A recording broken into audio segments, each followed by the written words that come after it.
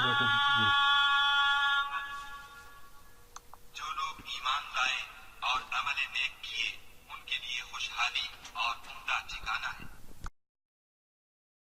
کہ فجر کے بعد قرآن مجید میں سے کیا پڑھنا مسنون ہے؟ فقرؤوا ما تیسر منہ، پڑھو جو بھی آسانی سے پڑھ سکو اس میں سے۔ نبی صلی اللہ علیہ وسلم کا طریقہ کیا تھا قرآن پڑھنے کا؟ یعنی جتنا ایک سال میں نازل ہوتا وہ سارے سال میں بار بار پڑھ لیتے تھے۔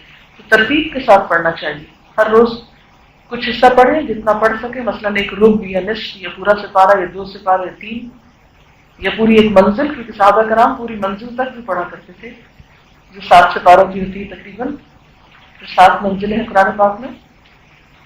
تو آپ اپنی سہولت کے مطابق ایک صفحہ، ایک رکوع، ایک ربع، نصف، ثلث یعنی ثلاثہ، پورا پارہ، 2 پارے، منزل، جتنا چاہے پڑھیں، لیکن 3 دن سے پہلے ختم نہیں کریں۔ صرف سورۃ یاسین پڑھ کے قرآن پاک بند کر دینا درست نہیں۔